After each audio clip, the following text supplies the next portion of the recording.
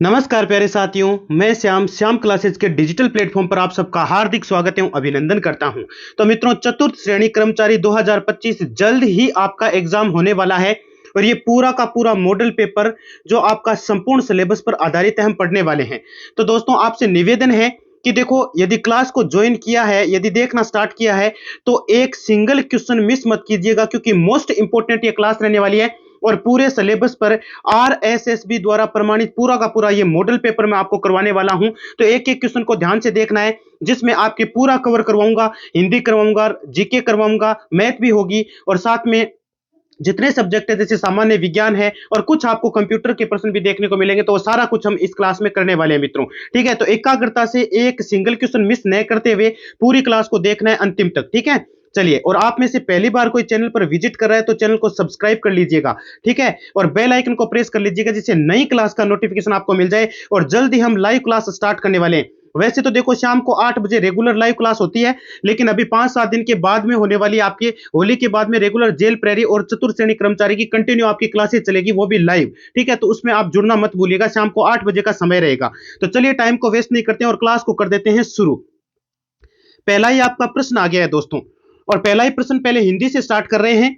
तो प्रश्न लिखा गया है, नायक में कौन सी संधि है। नायक जो आपके शब्द लिखा गया है उसमें कौन सी संधि है, ये आपसे पूछा गया है।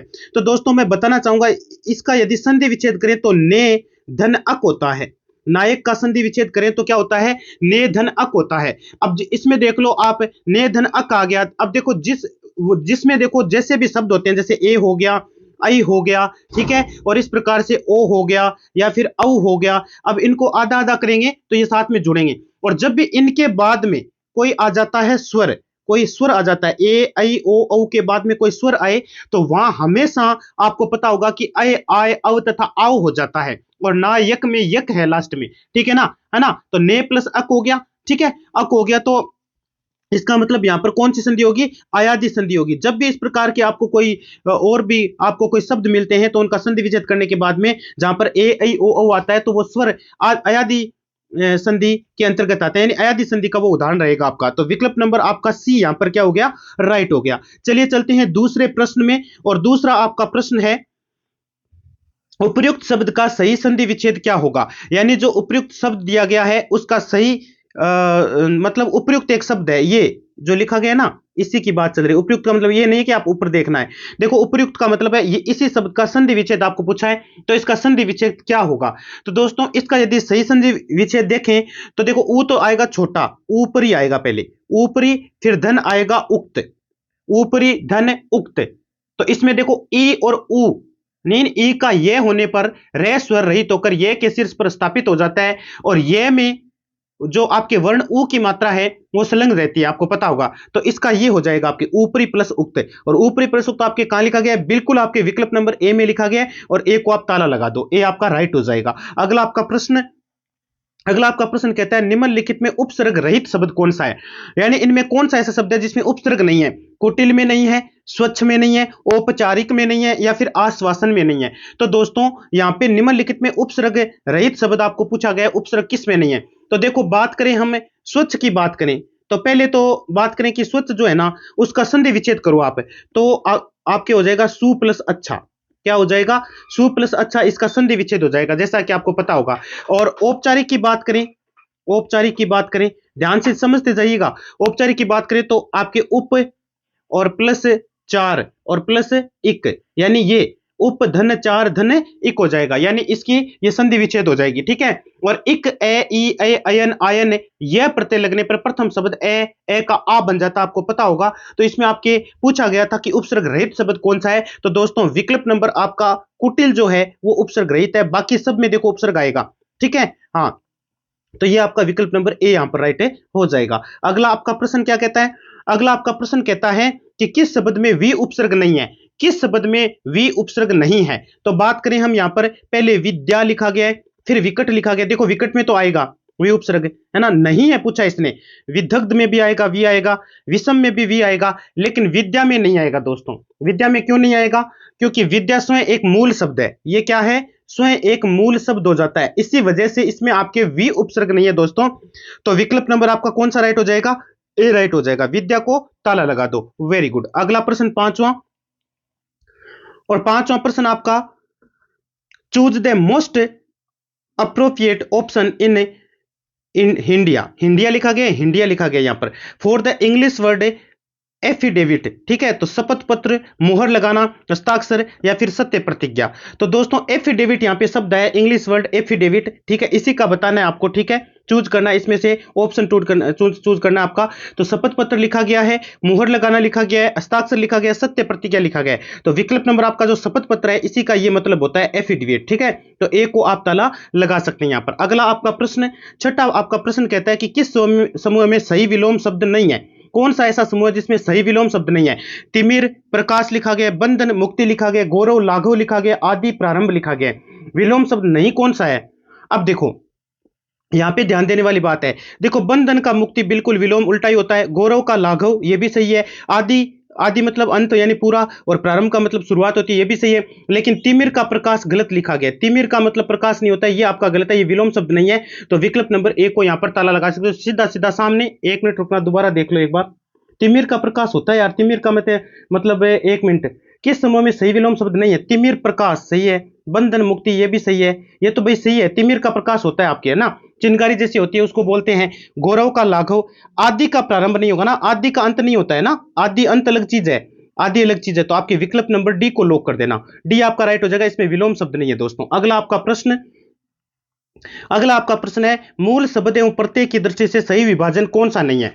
मूल शब्द एवं प्रत्यय की दृष्टि से लुहार लिखा गया है, लोहा प्लस आर लिखा गया है, लोहा धन आर, कसेरा लिखा गया है, कांसा प्लस एरा लिखा गया है, ठीक है। और आपको पूछा गया सही विभाजन कौन सा नहीं, ये तो सही है दोनों। महत्व का महत्व प्लस त्व, बिल्कुल ये भी राइट है। घुमाव, घुम प्लस आव लिखा गया है, लेकिन घुम प्लस यहाँ पे घुम में मैं जो होता है वो हलंत आएगा, छोटा आएगा ना, आधा आएगा ना, बिल्कुल आएगा सर। ऐसे होता तो ये सही होता, लेकिन ये अब गलत है क्योंकि यहाँ पे आधा नहीं लिखा गया। तो विकल्प नंबर डी को ताला लगा दो, D is the correct answer. अगला आपका प्रश्न और नौवां आपका प्रश्न कहता है, आ प्रत्यय से निर्मित हिंदी कृदंत सभी शब्द युक्त का समूह कौन सा है। आ प्रत्यय से निर्मित हिंदी कृदंत, कृदंत बोले तो दांतों से बोला जाने वाला। तो देखो पहले में लिखा है घेरा, छापा, उतारा, झटका, सब में देखो दांतों का भी प्रयोग हो रहा है, और ठीक है, और आ प्रत्यय भी आ रहा है, आ देखो छापा, उतारा, झटका आ रहा है। तो आपके पहले ही विकल्प है, ए को ही आप लोग कर दीजिएगा, पहला ही आपका राइट हो जाएगा। अगला आपका 10वां प्रश्न कहता है, निम्नलिखित में पत्र लेखन की एक अनिवार्य विशेषता कौन सी है। विचारों में क्रमबद्धता, विचारों में अस्पष्टता, ये तो बिल्कुल नहीं होगा, विचारों की दूरता ये भी नहीं है, और विचारों में व्यंग्यात्मकता, तो पत्र में कभी भी व्यंग्य नहीं किए जाते, न दूरता न अस्पष्टता की जाती है। आपके विचारों में क्रमबद्धता के आधार पर आपके जो पत्र लेखन है वो उसकी ये इंपॉर्टेंट विशेषता आपकी हो जाती है। तो विकल्प नंबर आपका ए यहाँ पर राइट हो जाएगा। बड़ा ही आसान सा प्रश्न था, बड़े प्यारे प्यारे प्रश्न, और ऐसा कैसा मॉडल पेपर आपको देखने को मिलने वाला है। पूरा मॉडल पेपर आपको टेलीग्राम पर भेज दिया जाएगा, और टेलीग्राम की लिंक वो मैं दे दूंगा आपको, कहां पर, हाँ कमेंट सेक्शन में भी दूंगा और डिस्क्रिप्शन में दे दूंगा, वहां से भी ज्वाइन कर सकते हो। चलिए कंटिन्यू करते हैं, या फिर आप सर्च कर लेना श्याम क्लासेज ऑफिशियल, तो भी आ जाएगा टेलीग्राम पे। निम्नलिखित में से पत्र लेखन का प्रकार कौन सा नहीं है।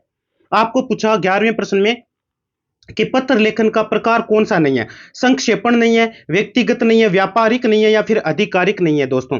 तो दोस्तों व्यक्तिगत, व्यापारिक, आधिकारिक ये सारे के सारे हैं, ठीक है। आपको पत्र लेखन का प्रकार नहीं है, शायद मेरे ख्याल से कूट वाला प्रश्न, हाँ 5 दे रखे हैं इसमें। देखो संक्षेपण, व्यक्तिगत, व्यापारिक, देखो व्यक्तिगत तो होता है, व्यापारिक भी होता है, आधिकारिक भी होता है, लेकिन ए और यहाँ पे ई में लिखा है पल्लवन और संक्षेपण, ये नहीं होते हैं दो, ठीक है। तो ए एंड ई वाला राइट हो जाएगा। देख लेना नीचे कूट लिखा गया होगा, उसमें आपको सही बताना है, ए और कहीं पे लिखा होगा, बिल्कुल पहले में लिखा है ए और ई, तो विकल्प नंबर ए आपका राइट हो जाएगा, ये दोनों इसके अंतर्गत नहीं आते हैं, ठीक है। अगला प्रश्न देखिए, 12वां प्रश्न आपका, जबरदस्ती शब्द है।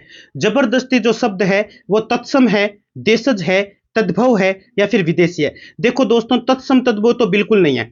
अब देशज और विदेशी दो ऑप्शन आपके पास बचे हैं, तो देशज में भी ऐसा शब्द नहीं आता है जबरदस्ती। एक प्रकार से वैसे देखा जाए तो मतलब उर्दू में भी लगभग लोग जबरदस्ती यूज करते हैं, भाई करते हैं कि नहीं करते, जबरदस्ती शब्द यूज होता है, तो ये एक विदेशी शब्द है दोस्तों। विकल्प नंबर आपका डी यहां पर राइट हो जाएगा। अगला आपका प्रश्न है कि गगनचुंबी सामासिक पद सबसे उपयुक्त उदाहरण है। गगनचुंबी सामासिक पद सबसे उपयुक्त उदाहरण है, निम्न में से किस समास का है। तत्पुरुष समास का है गगनचुंबी, गगन को चुंबने वाला, ठीक है ना, गगन जो होता है आकाश को चुंबने वाला, उसके लिए लिखा गया गगनचुंबी। द्वंद्व समास, बहुव्रीहि समास, अव्ययभाव समास, तो आपको पद प्रधान बताए गए हैं मेरे मेरे द्वारा। कई कई क्लास हिंदी की हुई है पहले, तो उसमें पद प्रधान मैंने बताया अच्छे से, ठीक है। इसमें ज्यादा प्रश्न आपके, तो गगनचुंबी सामासिक पद सबसे उपयुक्त उदाहरण निम्न में से किस समास का उदाहरण है? तो दोस्तों ये तत्पुरुष समास का है। और जब भी मान लीजिए दो के अर्थ में तीसरी बात आए ना, तो तत्पुरुष समास होता है, आपको पता होगा। द्वंद्व दो के लिए दूसरा पद प्रधान होता है बहुवीरी, जहां जैसे दशानन है, दशानन में कौन सा है? हाँ, दशानन है, आपके शब्द आता है दशानन, 10 है जिसके आनंद, तो उसमें बहुव्रीहि हो जाएगा, क्योंकि देखो 10 आनंद यानी 10 सिर जिसके हैं, रावण के होते हैं, अव्ययभाव का अलग से बताया हुआ है, तो विकल्प नंबर ए आपका राइट हो जाएगा, तत्पुरुष समास इसमें आपका हो जाने वाला है।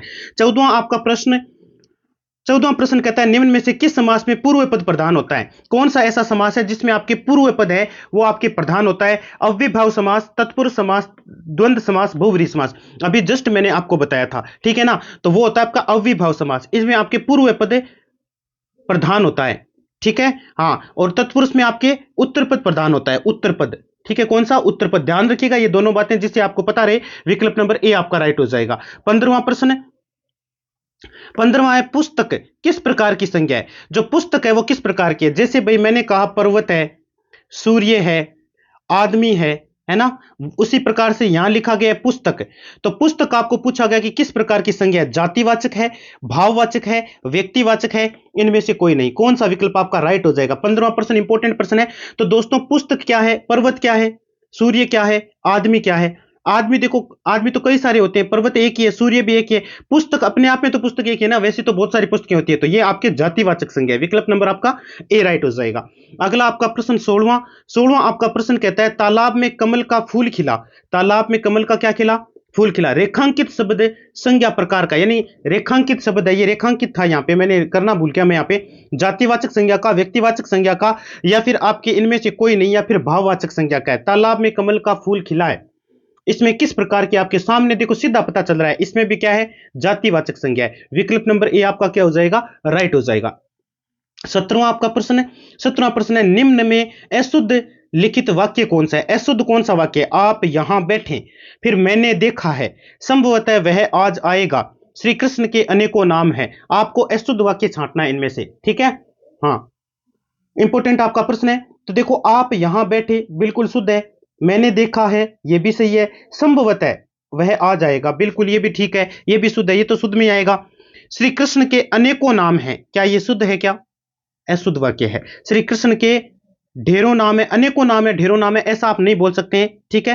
हाँ, बहुत सारे नाम है, भगवान श्री कृष्ण के बहुत सारे नाम है, ठीक है। तो विकल्प नंबर डी को आप ताला लगा सकते हैं। अगला आपका प्रश्न, मनुष्य शब्द है, अब आपको पूछा गया कि मनुष्य शब्द है, अव्यय है, जातिवाचक संज्ञा, भाववाचक संज्ञा, या व्यक्तिवाचक संज्ञा?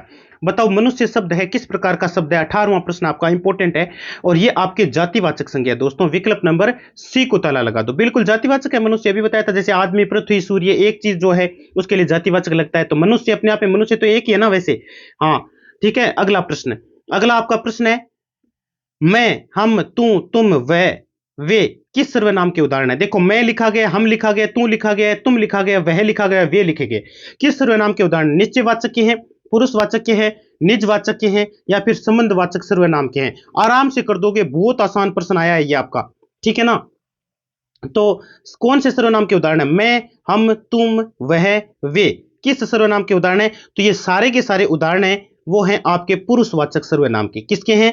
पुरुषवाचक सर्वनाम के। विकल्प नंबर आपका बी यहां पर राइट हो जाएगा, बी को ताला लगा दो, बिल्कुल ठीक है। तो बी सही है, बिल्कुल पुरुषवाचक के हैं, क्योंकि मैं, हम, तुम ये सारे पुरुष द्वारा यूज भी किए जाते हैं, ठीक है। तो पुरुषवाचक हो गए सीधे, ज्यादा सोचने की आवश्यकता भी नहीं है इसमें, ये दोबारा आ गया। 20वां प्रश्न देखो, वह लड़का पकड़ा गया जो कल यहां आया था, वाक्य किस सर्वनाम का उदाहरण है? कौन से सर्वनाम का है? वह लड़का पकड़ा गया जो कल यहां आया था। संबंधवाचक है, निजवाचक है, निश्चयवाचक है, या फिर पुरुषवाचक सर्वनाम है? कौन सा सर्वनाम है इसमें? आपके 20वां प्रश्न इंपॉर्टेंट प्रश्न है। तो दोस्तों इसमें संबंधवाचक सर्वनाम है। क्यों है? क्योंकि वह लड़का पकड़ा गया जो कल यहां आया था, किसी न किसी चीज से संबंध था उसका, इसीलिए वो पकड़ा गया, और कल यहां आया भी था वो, वही पकड़ा गया, ठीक है। तो विकल्प नंबर ए आपका संबंधवाचक सर्वनाम राइट हो जाएगा। अगला आपका प्रश्न है, मुझे वहां जाना है, वाक्य में रेखांकित पदबंध का प्रकार बताइए। पदबंध कौन सा है? संज्ञा है, विशेषण है, सर्वनाम है, या फिर समास है। मुझे वहां जाना है वाक्य में रेखांकित पदबंध का प्रकार आपको बताना है। यहाँ पर पदबंध मैंने काफी आपको बता रखे हैं दोस्तों, विशेषण है, इसमें विशेषता झलक रही है। मुझे वहां जाना है, अब कहां जाना है, कोई जगह का नाम होगा, वहां रेखांकित शब्द है, यानी जाना है। जाना क्या है, क्रिया है, मुझे वहां जाना है, इसमें भी रेखांकित करना भूल गए, ठीक है। हाँ, तो ये विशेषण है इसमें, ठीक है। अगला प्रश्न 22वां प्रश्न कहता है जिस संज्ञा या सर्वनाम की विशेषता बताई जाए वह क्या कहलाता है। विशेषण, विशेष्य, क्रिया विशेषण या सार्वभौमिक विशेषण। अब देखो, छोटी छोटी 7वीं 8वीं क्लास की बुक में भी आपने हिंदी में पढ़ रखा होगा, जिस संज्ञा या सर्वनाम की विशेषता बताई जाए उसको क्या कहा जाता है। तो उसको क्या कहा जाता है दोस्तों, उसको कहा जाता है आपके विशेष्य। क्या कहा जाता है, उसको विशेष्य कहा जाता है, ठीक है। हिंदी के बाद में अब आता है आपका जीके, और जीके का प्रश्न है हाँ, उत्तर प्रदेश को चुनिए। हाँ, उत्तर प्रदेश को चुनिए जो राजस्थान राज्य के साथ अपनी सीमा साझा करता है। उस प्रदेश को चुनिए, उस प्रदेश को, उत्तर प्रदेश को नहीं, सॉरी, ठीक है। हाँ, तो उस प्रदेश को चुनना है जिसमें क्या पूछा गया आपको, राज्य के साथ अपनी सीमा साझा करता है, उसको आपको चुनना है। बहुत इंपॉर्टेंट आपका ये प्रश्न हो जाता है, ठीक है। हाँ, तो फटाफट बता दीजिए। तो ये गुजरात है, गुजरात की जो सीमा है वो साझा करती है, यहां से मिलती है भाई। अगला प्रश्न है आपका कि राजस्थान में कौन सा मरुस्थल स्थित है। गोबी रेगिस्तान है, थार रेगिस्तान है, सारा है, या फिर कालाहारी रेगिस्तान है। तो दोस्तों अपने राजस्थान में तो एक ही है, और वो है आपके थार का रेगिस्तान। थार रेगिस्तान कहां पड़ता है आपका, ये आपका पड़ता है कहां पर, बिल्कुल आपके राजस्थान में पड़ता है। विकल्प नंबर आपका बी यहां पर राइट हो जाएगा। अगला प्रश्न है आपका थानवेस्ट के अनुसार, ये एक भूगोल वेता है ना, जलवायु प्रदेश दिए गए हैं आपको। नीचे दिए गए राजस्थान के मानचित्र में कौन सा जलवायु प्रदेश दर्शाया गया है। अब वो मानचित्र बनाना भूल गए, इस क्वेश्चन को एक बार छोड़ते हुए 49वां प्रश्न देखेंगे। राजस्थान में मरुस्थलीकरण का कौन सा कारण नहीं है। नहरी सिंचाई, भूमि उपयोग परिवर्तन, अतिचारण, या फिर बालू एवं बालू का स्तूपों का एकत्र होना। कौन सा विकल्प राइट हो जाएगा। राजस्थान में मरुस्थलीकरण का वह कौन सा कारण नहीं है, आपसे ये पूछा गया है। 49वां प्रश्न इंपॉर्टेंट प्रश्न है। तो आपके नहरी सिंचाई है ना, मरुस्थलीकरण का कौन सा कारण नहीं है, नहरी सिंचाई नहीं है। विकल्प नंबर ए को ताला लगा दो, ठीक है। अगला आपका प्रश्न, निम्नांकित में से कौन सी नदी बंगाल की खाड़ी के अपवाह तंत्र में सम्मिलित नहीं है। आपको इस बार पूछा गया कि कौन सी ऐसी नदी है जो बंगाल की खाड़ी के अपवाह तंत्र में सम्मिलित नहीं है। सीप नदी नहीं है, अनास नदी नहीं है, पार्वती नदी नहीं है, या फिर परवन नदी नहीं है। कौन सा विकल्प आपका राइट हो जाएगा, इंपॉर्टेंट प्रश्न है। तो दोस्तों अनास नदी का नाम आता है जो आपके बंगाल की खाड़ी के अपवाह तंत्र में सम्मिलित नहीं है। बाकी तीनों नदियां आपके बंगाल की खाड़ी के अपवाह तंत्र में सम्मिलित होती है भाई, ठीक है। आपको नहीं पूछा था तो अनास नदी हो जाएगा। अगला आपका प्रश्न है निम्नलिखित में से राजस्थान में मीठे पानी की झील कौन सी है। अरे इनमें मीठे पानी की बताओ, तो खारे पानी की झीलों की ट्रिक बताई हुई है आपको, है साड़ी का पल्लू कुत्ता फाड़े रे, है ना, सांबर, डीडवाना, पचपदरा, उस प्रकार से। तो सांबर लिखा है, पचपदरा लिखा है, डीडवाना लिखा है, उदय सागर लिखा है। कौन सा विकल्प आपका राइट हो जाएगा दोस्तों। तो दोस्तों 51 नंबर क्वेश्चन का उदय सागर झील जो आपकी कौन सी है, मीठे पानी की झील कौन सी है, आपको पूछी थी मीठे पानी की झील उदय सागर है। बाकी तीनों जिले हैं वो खारे पानी की जिले हैं, ठीक है। Very good. अगला प्रश्न 53वां प्रश्न आपका, मल्लीनाथ पशु मेला तिलवाड़ा में आयोजित किया जाता है। आश्विन मास में, या फिर चैत्र माह में, माघ माह में, या फिर श्रावण माह में। कौन से माह में आपके मल्लीनाथ जी का पशु मेला तिलवाड़ा में आयोजित किया जाता है, ये आपसे पूछा गया। बहुत इंपॉर्टेंट आपका प्रश्न है भाई, है ना। हाँ, तो आपके राजस्थान में पुनर्गठन के बाद बात करें तो तिलवाड़ा जो है ना, पहले तो ये जान लो, तिलवाड़ा है वो पड़ता है आपका बालोतरा के अंदर। कहां पड़ता है, बालोतरा के अंदर पड़ता है, ठीक है ना, बालोतरा जिले में स्थित है। और आपका विकल्प नंबर कौन सा, चैत्र माह के अंदर ये मेला लगता है आपका तिलवाड़ा के अंदर, ठीक है, मल्लीनाथ जी का पशु मेला। तो विकल्प नंबर आपका बी यहां पर राइट हो जाएगा। बहुत इंपॉर्टेंट प्रश्न है, वो बहुत छप सकता है इस बार। अगला प्रश्न आपका, राजस्थान राज्य वन नीति लागू की गई 2008, 2006, 10 या फिर 1988 में की गई। काफी बार बताया हुआ प्रश्न है मेरा, ये की गई थी 2010 के अंदर। वन नीति कब लागू की गई थी, 2010 में। विकल्प नंबर सी को ताला लगा दो। अगला आपका प्रश्न, लोको तथा कैरिज वर्कशॉप अवस्थित है। लोको तथा कैरिज वर्कशॉप, तो दोस्तों राजस्थान में लोको तथा कैरिज वर्कशॉप कहां स्थित है, ये आपके अजमेर के अंदर स्थित है। कहां स्थित है, अजमेर, बिल्कुल आपके विकल्प ए में लिखा गया आपका जवाब। और जिसकी स्थापना हुई थी 11 अगस्त को, डेट याद रखिएगा, बहुत बार पूछी जाती है, 1879 को, 11 अगस्त 1879 को आपके अजमेर के अंदर आपके स्थापना की गई थी, किसकी, लोको तथा कैरिज वर्कशॉप की, ठीक है। तो याद रखिएगा, बहुत इंपॉर्टेंट है। अगला प्रश्न आपका, ये डेट याद रखना जरूरी है भाई। अगला प्रश्न है, रिडकोर एवं संयुक्त उद्यम के रूप में 50-50 के अनुपात में राजस्थान सरकार द्वारा स्थापित किया गया। हाँ बताओ, एनएचए किया गया, आरएसआरटीसी किया गया, आरएसएसबी किया गया, तो फिर आईएल व एफएस किया गया था। कौन सा किया गया था, तो दोस्तों रिडकोर का तो नाम सुना ही होगा आपने, रिडकोर, ठीक है। रिडकोर पूरा नाम क्या है, रोड, हाँ, हाँ बिल्कुल, infrastructure development company of Rajasthan पूरा नाम इसका, ठीक है। और स्थापना कब हुई थी? अक्टूबर 2004 के अंदर हुई थी। ये भी याद रखिएगा, डेट याद रखना जरूरी है क्योंकि अलग से डेट पूछी जा सकती है। तो विकल्प नंबर आपका कौन सा राइट हो जाएगा यहाँ पर? विकल्प नंबर आपके, हाँ, रिडकोर वाला कहां पर लिखा गया है? इसमें आपके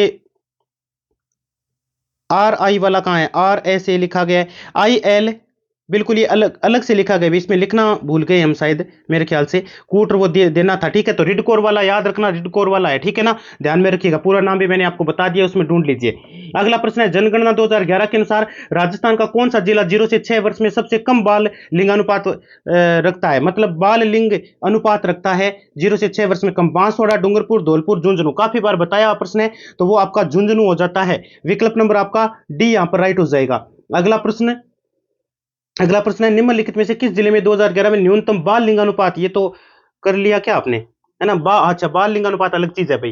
राज्य में न्यूनतम बाल लिंगानुपात 0 से 6 वर्ष है। झुंझुनू का कितना है? 837 है। आपको पूछा गया, अंकित किया गया, है ना, किस जिले में 2011 में न्यूनतम बाल लिंगानुपात अंकित किया गया? न्यूनतम किस में किया गया था, ये आपसे पूछा गया है। तो न्यूनतम आपके कहां पर किया गया था भाई? हाँ, तो देखो 0 से 6 वर्ष बाल लिंगानुपात की बात करें तो 837, तो इसका हो जाता है झुंझुनू का, झुंझुनू का हो जाता है, ठीक है। और इसमें कहीं झुंझुनू लिखा है? नहीं लिखा है, तो था करौली हो जाएगा, ठीक है। बाकी बांसवाड़ा का 934 किया गया था। बांसवाड़ा की बात करें, बांसवाड़ा तो लिखा है ना, इसका 934 दर्ज किया गया था 2011 की जनगणना के अनुसार, ठीक है। हाँ, और राज्य का बाल लिंगानुपात टोटल देखें राजस्थान का अपने, तो 888 के हिसाब से वैसे औसतन निकाला जाता है, ठीक है। तो आपके यहाँ पे करौली राइट हो जाएगा, करौली को लॉक कर दीजिएगा। अगला प्रश्न आपका, अगला प्रश्न है, राजस्थान में समाधि लेने की कुप्रथा को गैर कानूनी घोषित करने का कार्य सर्वप्रथम किसने किया था? स्वरूप सिंह ने, मेजर लुडलो, सुखराम भट्ट या फिर ब्रुक ने किया था? दोस्तों बहुत इंपॉर्टेंट प्रश्न है, ये किया था मेजर लुडलो के द्वारा किया गया था। विकल्प नंबर बी को ताला लगा दो। अगला प्रश्न, अगला आपका प्रश्न है, गणेश जी का मंदिर प्रसिद्ध मेला कहां आयोजित होता है? रणथंभौर, चित्तौड़, करौली या फिर दौसा? देखो पशु परिचय एग्जाम में पूछा गया प्रश्न है, बहुत इंपॉर्टेंट है। गणेश जी का प्रसिद्ध मेला कहां आयोजित होता है, आपको पूछा गया 60वां प्रश्न, इंपॉर्टेंट प्रश्न है। तो ये आपके कहां पर किया गया था? ये किया गया था आपके रणथंभौर के अंदर। तो विकल्प नंबर कौन सा राइट हो जाएगा आपका? यहाँ पर ए राइट हो जाएगा, रणथंभौर में आपके गणेश जी का प्रसिद्ध मेला आयोजित होता है भाई। अगला प्रश्न, अगला प्रश्न है, राजस्थान के प्रथम स्वतंत्रता सेनानी जिन्हें 1857 के स्वतंत्रता आंदोलन में अंग्रेजों ने फांसी लटका दिया था, कुशल सिंह थे, अमरचंद बांटिया, यज्ञ नारायण व्यास या फिर नरसिंह दास का नाम आता है? तो वो कौन थे दोस्तों? तो वो थे आपके, कौन है? बिल्कुल अमरचंद बांटिया का नाम आता है। अगला प्रश्न, अगला आपका प्रश्न है कि निम्न में से किसने भील शिक्षा के लिए खड़लाई आश्रम की स्थापना की थी? गोविंद गिरी, मोतीलाल तेजावत, माणिक्यलाल वर्मा या शोभालाल गुप्ता? क्या लिखा गया? इंपॉर्टेंट प्रश्न आपका ये 63वां भाई, ठीक है। तो माणिक्यलाल वर्मा का नाम आता है, विकल्प नंबर सी को ताला लगा दो। अगला प्रश्न, अगला आपका प्रश्न है कि राजस्थान का एकीकरण कितने चरणों में पूरा हुआ था? 5 में, 6 में, 7 में या फिर 8 चरणों में पूरा हुआ था? कितने में हुआ था राजस्थान का एकीकरण, कितने चरणों में पूरा हुआ था? बिल्कुल आपकी ये 7 चरणों में पूरा हुआ था दोस्तों। विकल्प नंबर सी आपका राइट हो जाएगा। बहुत आसान आसान से प्रश्न है कई तो, ठीक है। और ऐसे कैसे हूबहू छपते हैं भाई। थार महोत्सव का आयोजन निम्नलिखित में से किस स्थान पर किया जाता है? बाड़मेर, जैसलमेर, जोधपुर या बीकानेर में किया जाता है? कहां किया जाता है? हाँ, थार महोत्सव आपसे पूछा गया, तो ये बाड़मेर में किया जाता है, थार महोत्सव। हाँ, अगला प्रश्न, मरु महोत्सव बीकानेर का है भाई। कामयाचा नाम नाम का वाद्य राजस्थान के किस संप्रदाय द्वारा बजाया जाता है? कामयाचा कौन बजाता है? मांगणियार जाति, जोगी, कालबेलिया या फिर लंगा द्वारा बजाया जाता है? 66वां प्रश्न, इंपॉर्टेंट प्रश्न है भाई। तो ये मांगणियार जो जनजाति होती है ना, उनके द्वारा क्या बजाया जाता है? कामयाचा बजाया जाता है। आपके विकल्प नंबर ए को ताला लगा दो। अगला प्रश्न, अगला प्रश्न है, इन 4 लोक नृत्यों में कौन सा प्रकार महिलाओं और पुरुषों के द्वारा किया जाता है? बताओ, इन 4 लोक नृत्यों में कौन सा प्रकार महिलाओं और पुरुषों के द्वारा किया जाता है? कच्ची घोड़ी, गैर, गिंदड़ या फिर डांडिया? कौन सा विकल्प आपका राइट हो जाएगा? 67 नंबर, इंपॉर्टेंट आपका प्रश्न है भाई। तो यहां पर आपका डांडिया राइट हो जाएगा, विकल्प नंबर डी को ताला लगा दो। अगला प्रश्न, अगला प्रश्न है, कजली तीज का त्योहार किस तिथि को मनाया जाता है? भाद्रपद कृष्ण तृतीया, आषाढ़ कृष्ण तृतीया, श्रावण शुक्ल तृतीया या चैत्र शुक्ल तृतीया? कजली तीज का त्योहार किस तिथि को मनाया जाता है? आपको पूछा गया, बहुत इंपॉर्टेंट प्रश्न है आपका ये 69, ठीक है ना, पता होना चाहिए, काफी जगह पूछ लिया गया है। भाद्रपद की जो कृष्ण पक्ष की जो तीज होती है उसको मनाया जाता है भाई। विकल्प नंबर ए को ताला लगा दीजिए। अगला प्रश्न, चांदी के आभूषणों की तारकसी के लिए राजस्थान का कौन सा स्थान प्रसिद्ध है? काफी बार बताया भाई, 17वां प्रश्न आपका इंपोर्टेंट है, ठीक है। नाथ द्वारा प्रसिद्ध है। चांदी की तारकसी के आभूषण बनाए जाते हैं नाथ द्वारा के अंदर। आपके कहां के बनाए जाते हैं? नाथ द्वारा के। विकल्प नंबर आपका डी आपका राइट हो जाएगा। अगला प्रश्न, अगला प्रश्न है गोना रस्म किससे संबंधित है? अरे जो गोना रस्म होती है ये किससे संबंधित है? मुंडन से, विवाह से, नामकरण से या फिर यज्ञोपवीत से है भाई? बहुत इंपॉर्टेंट प्रश्न है, महत्वपूर्ण प्रश्न हो जाता है आपके लिए। गोना रस्म किससे संबंधित है? तो गोना जो रस्म होती है ना दोस्तों, वो होती है आपकी किससे? बिल्कुल विवाह से संबंधित है। विकल्प नंबर बी को ताला लगा दो। अगला प्रश्न आपका क्या कहता है? निम्नलिखित में कौन सा एक साड़ी का प्रकार नहीं है? डागला, धोरावाली, चोल या फिर निचोल? निम्न में से कौन सा एक साड़ी का प्रकार नहीं है? आपसे यह पूछा गया 72 नंबर प्रश्न में। तो दोस्तों साड़ी का प्रकार कौन सा नहीं है? बिल्कुल आपके डागला जो है वो साड़ी का प्रकार नहीं है। बाकी ये देखो साड़ी के प्रकार है सारे, लेकिन डागला साड़ी का कोई प्रकार नहीं है। विकल्प नंबर ए को ताला लगा दो। 73वां आपका प्रश्न क्या कहता है? निम्नलिखित में कौन सा आभूषण कान में पहना जाता है? अरे जो कान में पहने जाने वाला आभूषण है वो बताना है। चांट, पोत, नोगरी या फिर ओखरी पहना जाता है। तो दोस्तों ओखरी जो होता है ना, राजस्थान में पहने जाने वाली एक पारंपरिक बाली होती है। ये क्या होती है?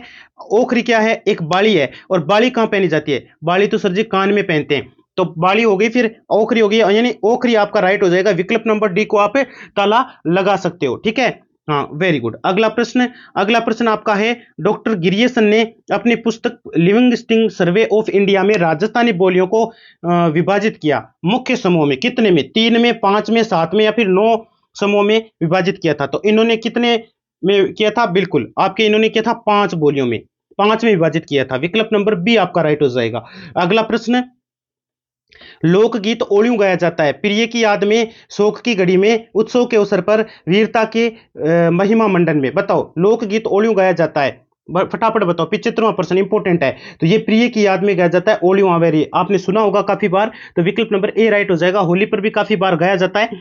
अगला प्रश्न है, हाँ HIV से होने वाला रोग बताओ। HIV से होने वाला रोग कौन सा? 6 रोग है, हाँ आत्सक है, कैंसर है या फिर एड्स है? HIV से होने वाला रोग, HIV वायरस जो होता है आपके ह्यूमन इम्यूनो डिफिशियंसी वायरस, ये होता है HIV। ठीक है, इससे होने वाला रोग आपको पूछा गया, बड़ा ही इंपॉर्टेंट आपका ये प्रश्न आया दोस्तों, तो गलत मत कर दीजिएगा। तो आपके ये एड्स होता है इससे, बिल्कुल विकल्प नंबर डी आपका राइट हो जाएगा। अगला प्रश्न है, परावर्तन के नियम लागू होते हैं। परावर्तन के नियम कहां पर लागू होते हैं? परावर्तन क्या होता है? जब कोई चमकीली सतह होती है, सतह है, इस पर प्रकाश की किरण यूं आई और इसी माध्यम में वापस लौट गई। देखो यहां टकराई, उसी माध्यम में वापस लौट गई, और ये बीच में आपका अभिलंब होता है।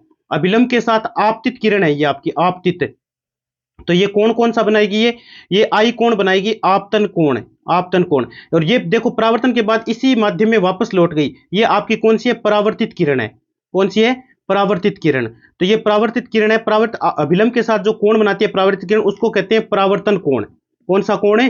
परावर्तन कोण कहते हैं दोस्तों। ठीक है, तो परावर्तन के नियम लागू होते हैं केवल समतल दर्पण पर, केवल अवतल दर्पण पर, केवल उत्तल दर्पण पर, या इन सभी दर्पणों पर आपके परावर्तन के नियम जो हैं वो लागू होते हैं। तो दोस्तों परावर्तन के जो नियम है सभी दर्पणों पर लागू होते हैं, ऐसा कुछ भी नहीं है। ठीक है, क्योंकि प्रकाश की किरण आके सीधी उसी माध्यम में लौट जाए तो कोई भी दर्पण ले लो आप। ठीक है, पुलिस किया होना चाहिए। अगला प्रश्न, आपके पृथ्वी धरती पर अधिकतम घनत्व वाला पदार्थ कौन सा है? पृथ्वी और धरती पर, है ना, पृथ्वी धरती एक ही बात है, तो अधिकतम घनत्व वाला पदार्थ प्लेटिनम है, कॉपर है, स्टील है या फिर ओस्मियम है? बहुत इंपॉर्टेंट प्रश्न है भाई, पता होना चाहिए आपको। ठीक है, तो ओस्मियम जो होता है ना, ओस्मियम जो है वो आपके अधिकतम घनत्व वाला पदार्थ है। तो विकल्प नंबर डी को आप ताला लगा सकते हैं।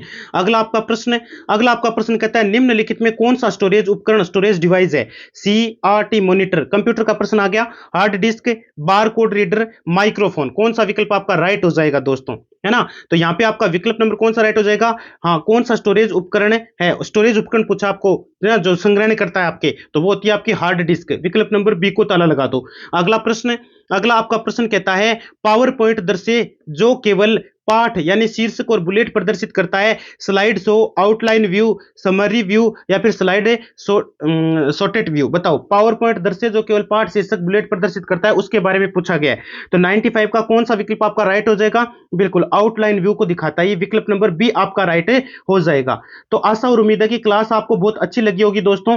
कमेंट बॉक्स में जरूर बताइएगा और अपना स्कोर जरूर बताएं कि आपके कितने सही हो रहे हैं, और ऐसा कैसा आपका मॉडल पेपर बनने वाला भी पूरा का पूरा चतुर्थ श्रेणी कर्मचारी का। धन्यवाद मित्रों।